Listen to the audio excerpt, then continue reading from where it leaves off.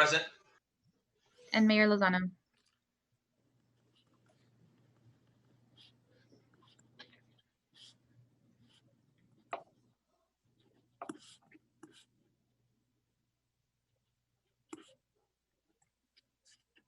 All righty. Thank you very much, Deputy City Clerk. All right, so at this point, I'd like to go over the open session, study session. The items that we have are the jail facility operating options presentation that will be hosted by Chief Robert Lopez. And then we will also recess to closed session. We have items one through five. The number one is the public employee pursuant to Government Code 54957, position Public Works Manager. Item 2, public employee appointment. Item 3, conference with labor negotiators. And item 4, conference with legal counsel, existing litigation. Item 5 is real property negotiations pursuant to Government Code 54956.8. All right, so at this point, we'll go ahead and refer this over to Chief Lopez regarding the jail facility operating options. Chief, thank you very much, first of all. Good evening, Mayor, Honorable Mayor, and City Council. Thank you for the opportunity to give you this update. I want to defer to Commander Hofford. I had him look at contact a possible vendor for us to use to take over the contract from GEO. So he's got all the information that I've had him working on this to update and look at the cost analysis and their estimates at this point for an upgrade to the jails, to the jail process. And so I'm going to turn it over to him. This is his PowerPoint that he prepared for our meeting. All right, thank you, Chief. And Mayor, before he gets started, I just wanted to remind you, so we'll have the presentation today and take questions and answers and input, and then this will come back to you on November 4th for your final decision. We did get them to extend the contract to the end of November, so we did get a little extra time. Thank you, appreciate that. Yes, sir, thank you. Mayor, thank you, Vice Mayor, council members, Chief, and everyone else present. And thank you for this opportunity to speak. So here we have our jail update presentation for you. Next slide, please. So the first option, these are some numbers that were presented to council at the last council meeting. GEO is actually still the least expensive out of the 4 vendors now that we've spoken with. And you see their bid there. And however, GEO is canceling all of their municipal jail operations, and they've extended us through November 30th. Their director of operations has told me that's a hard date and they can't go past that. We did speak with 3 other vendors. One vendor came in at $390,000. 2 of them came in at $360,000. As part of the study that we've done to present to you, we've looked at what are the city's costs and administration, overhead, utilities, and routine maintenance. That comes out to approximately $20,434 per year, giving us a total annual cost of $384.34, keeping the jail open under the current circumstances. Next slide, please. The other option that we looked at, while this is the least expensive monetarily, the police department, of course, realizes that money is not the only consideration here. However, speaking just numbers, El Monte PD does present the least expensive option. Pricing is per arrestee per day, and we gave a complete breakdown of the itemization of those costs in the October 7th staff report. And we estimate approximately $190,226 as our annual cost, which comes in at just about 50% less than the current costs of operating our jail. Next slide, please. Some of the issues that were being discussed at the last meeting were some of the repair issues that might need to be addressed if we close the jail and then reopen the jail in the future. And what staff has found is that we're going to discuss some of these issues and show you some slides of these issues, but these are not issues that will only be created if we close the jail and reopen it. These are conditions that exist now and will need addressing at some point in the not too distant future. These are items that during our last inspection, the inspector pointed out as maintenance issues that are degrading, that will need attention in the near future, but have not yet deteriorated to the point of a failure in our inspections.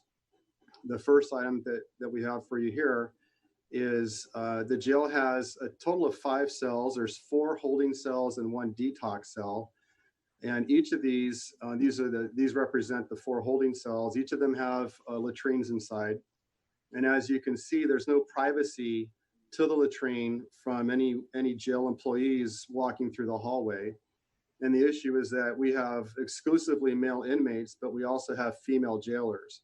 So under the current circumstances, female jailers have to announce their presence as they're walking down the hallway before they get to a jail cell. And from a security standpoint, that presents a little bit of an opportunity for an inmate, if they're doing something that breaks the rules, to conceal that before the jailer can see it by walking by. And privacy walls would provide for security of the jail facility while giving privacy to the inmates using the latrine. And it's something that was recommended by the state staff during our inspections. So this is the first item that we would need to address again in the immediate near future. Next slide, please. This shows you the current conditions of the detox cell and the floor specifically. The floor is a padded floor. And so it's not just a matter of repainting the floor. It's really a matter of having to reconstruct the whole thing. And over time, different inmates vandalize it and scratch it and tear up pieces of it. And so this is something, again, that's a maintenance issue, which, the padding is a safety concern for inmates. And inmates who may have a propensity to perhaps be a little bit more aggressive or maybe have a tendency to harm themselves, they would be placed in this cell, which has the most padding available. And the estimate to reconstruct the cell floor here is about $20,000. Next slide, please. The picture on the left is the latrine inside the detox cell. You can see again some of the damage to the floor, and this again is going to be a latrine that needs a privacy wall. The picture on the right is indicative of the paint conditions in various areas of the jail. This is inside of one of the holding cells, and it's just like when you paint your house, you're not going to paint just one corner of it. You really need to repaint the whole thing. It's been a number of years since the jail has been repainted, and we would recommend repainting the whole thing at once. Next slide, please. So on the left, this picture shows our 2 booking cells. So this picture is taken from the general area of the elevator, which goes down to the basement floor to the jail. And the 2 windows, those are the 2 holding cells with doors on the near and far sides. Inmates are brought here when they're first brought into the jail. They're searched, their property is inventoried. The jailers conduct the booking on those computers that you see.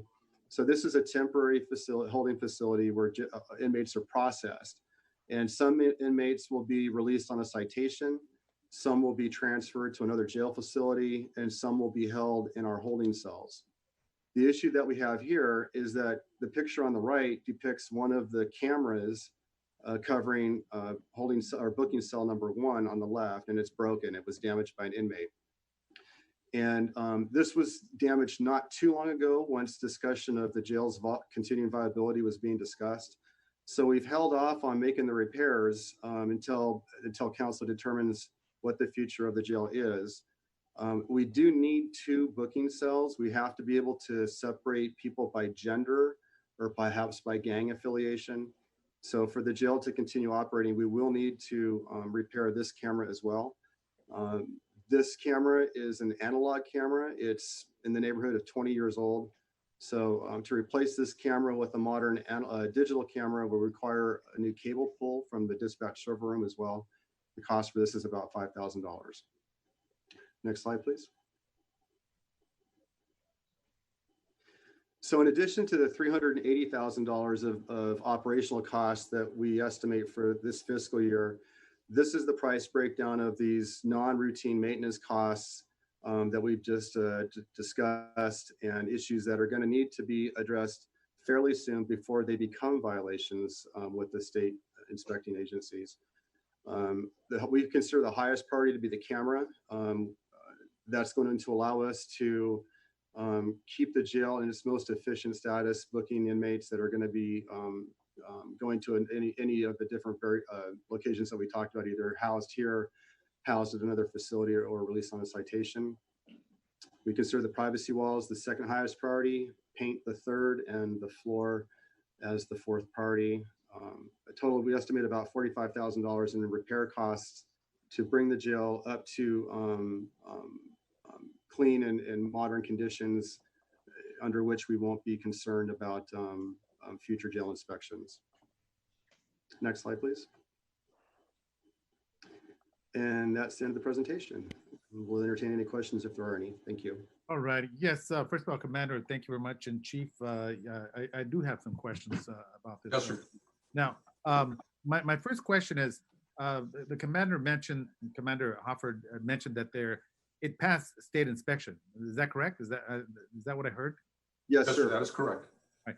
Then again, so I think looking at the cost factors here, I think it's wise for us to invest that versus it being closed down. Then we got literally millions of dollars that we're going to have to invest in retrofitting for a multitude of different things. So I think the City Council needs to consider those factors. So it just seems way cheaper to maintain it. And it's a matter of maintaining. The jail was built back when City Hall first opened in 1978. So it's obvious that the years have gone by. Let me ask another question, Commander or Chief. Has the department ever applied for any type of funding for the jail? As far as I know, I'm not aware of it, sir. Again, the cost of these upgrades would have to be would need to take place. Although we haven't been cited for the issues, they were noted that these are the things that they're going to be looking for in the future to be fixed. So again, that's why we put the priority with the camera, the privacy walls, and such, so that you could see the breakdown as to what it's going to cost as we progress through making those upgrades, or those, so that we don't get cited. Yeah, and I personally think that we should do whatever upgrades we do now versus trying to consider closing the jail then and then come back with a $1 million price tag just to upgrade the retrofit, earthquake, ADA compliance, and a multitude of different things. Can you place that up, the PowerPoint where it has all the cost factors? So was it the total 44,000? 45. 45,000. I mean, I'd rather see us invest that $44,000 as opposed to having a retrofit and it costs the city millions of dollars. So that's something that we need to consider. This is not a big number that we're dealing with here. Yes, as I mentioned, it's a matter of maintenance, and we need to keep up with that jail. Council members have any other questions? I have a question, Mayor. Yes, Council Member Alejandra Avila. Yes, is there a reason why this jail was not being kept up? Because was it money? What was the reason for that? I'll defer to Commander Hofford. He has institutional knowledge of the process for the jail, so I'll let him weigh in on that. Thank you, Chief. These issues are ones that slowly degrade over time, and while none of them have yet risen to the point of a violation with the state licensing board, these are all issues that should be maintained when the city has the discretionary funds to do it. And the decision to postpone has been the decision of past administrations, but that is my best guess as to why it was pushed off to this point. Thank you. I agree with Mayor Lozano. I think it's worth maintaining, fixing what we have at this point. And we definitely need to keep up with it, although we haven't been written up by anybody. But it's important to remember we have human beings being put in these facilities. They do deserve privacy. They're there, I'm sure, because they committed a crime, but that's besides the point. We need to provide a safe, clean place for them to be while they're in detention in our facility. And I definitely agree that we do need to do the retrofitting and make sure it's up to code and that it's in good working facility, not only for the inmates, but for our police department, our police officers, and the jail keepers that work in there. Thank you. Thank you. Council members? Yes, Commander. Yes, Vice Mayor Hernandez, sir. Thank you, Commander Hofford. So explain to me a little bit, I need to understand more about if we were to shut this down for, say, a period of a year, what would be the actual costs of upgrades, or what type of upgrades would be mandated by the state licensing board if we were to shut down for a year? Just the ones that I described in the PowerPoint presentation, sir. So what you're saying, just for clarification, is it's $45,000 that roughly that we would have to pay in order to standardize our jails for future use, correct? Yes, sir. It's not so much a point of bringing us up to standards. These are really just repairing maintenance issues, wear and tear issues that have gone unaddressed. The privacy walls, I would think, are probably bringing us up to standard. The paint on the floor are just wear and tear repairs. Got it. And currently, right now, on average, pre-COVID, what was the number of arrestees that we were booking? Our police department, not anybody else. About 180 to 190 a month. 180, 190 a month. Okay. And generally, how long does it take when an officer is booking an individual in our jails? For the officers, it's very quick. They're in and out in probably less than 15 minutes. The jailers are the ones that do the lion's share of the work. Right. And the jailers are the people that were outsourcing the contracts that we've been contracting out for quite some time, correct? Yes, sir. So if we were to move to El Monte, it would be the same similar situation where they would take only about 15 minutes to drop off somebody? We estimate a bit longer than that, sir. We think about an average driving time, depending, probably 15 minutes would be a conservative amount to and from each. There's going to be probably about the same 15-minute booking time, even though an El Monte jailer is doing the work, same as here.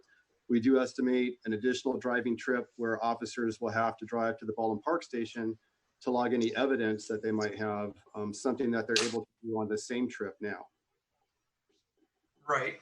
Because again, what we're really talking about is, on average, about $190,000 in cost savings in general fund, because this is not being supported by any special funds right now. Is that correct?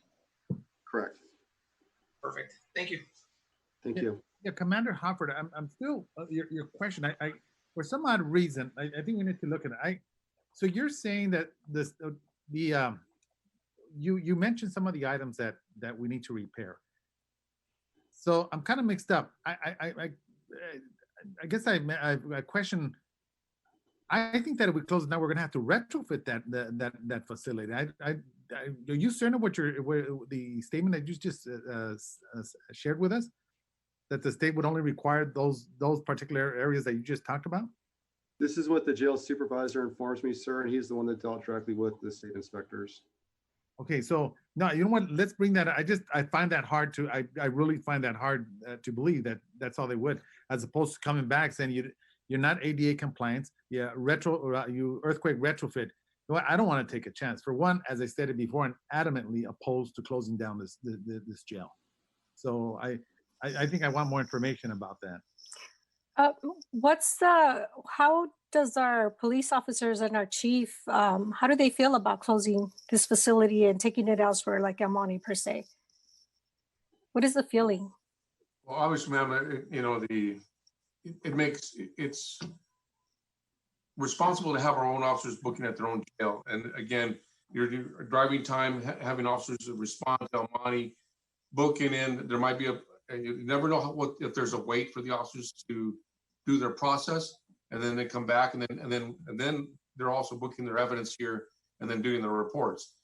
So that would take them off once they have to book somebody and take them to El Monte. That's going to take them off our support here. They're going to be off the clock, not off the clock, but off our call time. If we have somebody that needs assistance, now we're going to have that officer not available because now they're commuting to Almani. And like you said, you don't know the wait time for processing over there. So we really don't have an idea how long it's going to take. It may vary depending on the day, right? Correct. It may So vary. it is an inconvenience for us to have to take them to another facility because now we will be out of that officer being out for service in our city. Correct. Correct. You know, So what, I want to request. go ahead, Mayor. No, go ahead. Sorry about that. So I see it as it's inconvenient. It's a liability because now we're short an officer here in our city when they're commuting, trying to get somebody booked in another city. And we're not going to know how long that's going to take, how long that police officer will not be available to respond to the calls here in Baldwin Park. So that's concerning to me. Yeah. And I think for me, I still want us to bring back a report from the state indicating if the jail, hypothetically, were to close, what will be required? Are we required? I guess we could possibly even be considered as non-conforming if we need to have these retrofits and so on and so forth. So let's bring more information about that, Chief. I really want to make sure that that we're getting that information in writing, that we're seeing it, so that we know what other potential liabilities may come into this narrative. My concern is we should look at spending spending that $45,000 and do what we need to do to bring the jail up to par, so that and again, well, let me just say, it's a matter. This is more of a maintenance issue. And is there grants or anything that we can apply for to get money to get this facility up to par? We'll take a look at that, but I'm not aware of any grants that would allow us to get that funding. The other thing is that we have to keep in mind also that we've budgeted for up to the, I believe, to the end of the fiscal year, and we've already, so each month we're incurring costs, and we still have to pay for have the future company assume the current cost until the next fiscal year, until we can put that back on the plate. So I believe I'm not sure what the remaining cost is. Commander Hoffler has that information. We will have to come up with in order to not only the 45,000, but also to make sure that we secure the other contract if they're willing to accept the terms. And how long do we have before we have a decision on this? November 30th. November 30th is Yes, the ma'am. deadline. That's a deadline. I was able to talk to the CEO, and they granted us to November 30th, and that's as far as it's going to go. Okay. So Mayor. Yes, go ahead. I'm sorry. Councilmember Monica Garcia. Thank you. I mean, I support the renovations if they're necessary, especially given the time frame. Not a lot of time to think about this. But I did want to, along with, in agreement with Councilmember Ayala, I do want to know if we can pursue any grants for the maintenance and operation of the jail and to help offset some of those costs to the general fund. And I'm wondering if, working through Steve Similian's group, we have them on a contract to help us with grants. So I'm wondering if they've been able to identify anything or if this is something that we can ask them to look for. Yeah, and I am curious to know, what about the asset forfeiture funds? What do we use those funds for these days? I know that there was a few years ago, there was a reduction, but can you tell us a little bit about the asset forfeiture, Chief, and how those funds are being utilized at this point? How much? Yes, ma'am. I'll defer to Commander Hofford. He has the historical knowledge how the money was spent in the past and what it goes for. And I'm not sure. The last time I looked at the amount that's left in that fund. Okay. Thank you, Chief. So, oh yes, thank you. I'm sorry. In the past, the asset forfeiture has largely been, first, it's heavily regulated by federal law, and asset forfeiture funds have to go back into expenditures that are directly related to narcotics enforcement. And that can, with that caveat, there's a lot of different types of equipment that are used primarily and incidentally in those law enforcement efforts. In the current CIP, we have $75,000 of federal asset forfeiture money that is earmarked for police vehicles. And in terms of this year's expenditures, that's what we have scheduled right now. Let me just say, can we check into that, Commander Hoffer? Because I'm trying to think what city actually uses asset forfeiture to renovate their jails. So can you please follow up and bring that back? I differ on that. Yes, sir. We could check that in, please, because I'm now think about the city. Man, that was about 3 months ago, and that was brought up in the conversation. All right, thank you. I appreciate it. Well, Mayor, I think what I'm asking for is the maintenance and operation so that it can offset from our general fund. So, you know, not just the 45,000 or however much we are going to seek for the renovations, but just for the operation itself, I'd like to know how we can offset that to the general fund. If there are any grants, asset forfeiture, because if we need to use it for, you know, narcotics investigations, well, it seems to me like, you know, if there are any arrests around narcotics, they have, you know, they can be held in our jail. So it seems like it would qualify. But if you guys could let us know, you know, at a future briefing, what the status is, because I think that 350,000 to our general fund, you know, it's a significant amount, and I would like to see our jail stay in the city and maintained. But I just think there are other ways that we can do this, and maybe they're new ways, but let's look for those. Let's seek those out. We will definitely take a look at the laws or the rules governing asset forfeiture funds, and we'll have with that first thing in the morning. Plus, we'll also contact the state relative to their mandates and their concerns if they have any, and what we need to do for the future operation. Thank you. And we'll have all these answers for you before the next council meeting when this item will come back to you. Commander Hopper. Okay. I'm sorry, Mr. Mayor. Go ahead. Yes, go ahead. Commander Hopper, can you also add to the list of information surrounding cities that also transport to other cities? I know Irwindale was a city that was being transported to us. I know CHP was coming to us for a little while, and they'll be moving on sometime early next year. So, but just for clarification and to understand, which other police departments either use another city's jails for us? Thank you. Yes, sir, we'll do. Yeah, I want a question. Legal counsel, can you talk to me about or share with us any experience or opinion regarding the asset forfeiture, and if it can or not be used to do some of these repairs for the jail? Mr. Mayor, that is a specialized area of the law that I would need to look into and probably seek some assistance from Mr. Rothens and Mr. Carpenter, the Rothens and Carpenter firm that helps us with our police legal issues. So if you don't mind, I would like to look into that and bring it back to the next meeting. Okay, that's fine. Thank you. Appreciate that, legal counsel. Anyone else wishing to have further input? I just want to say thank you for the report. Thank you, Chief, and also thank you, Commander, as well. Appreciate that. Thank you. Thank you. Appreciate it. Thank you. So at this point, we're going to go and recess into the closed session. So That's correct. Yes. we'll see everyone in a minute. Thank you. Okay. Thank you.